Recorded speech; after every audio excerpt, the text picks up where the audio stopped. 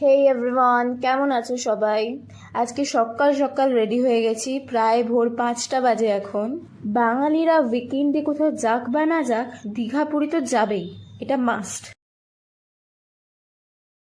বাইরে প্রচণ্ড মেঘলা ওয়েদার, গান শুনতে শুনতে আমরা সবাই মিলে চললাম দীঘার পথে।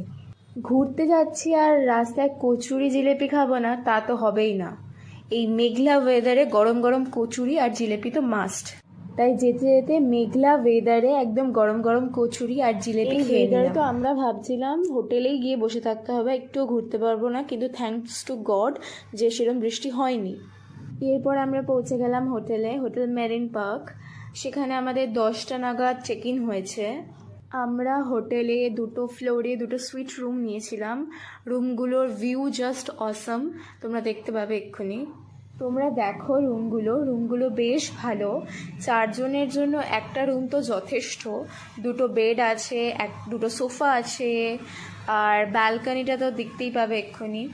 আমরা যেহেতু দুটো রুম নিয়েছিলাম তাই দুটো রুমই আর কেমন দেখতে আমরা সেটা দেখালাম তোমাদের। তারপর বাথরুমটা দেখো, বাথরুমটাও বেশ পরিষ্কার আর বেশ ভালো। এরপর চলে যায় ব্যালকনিতে।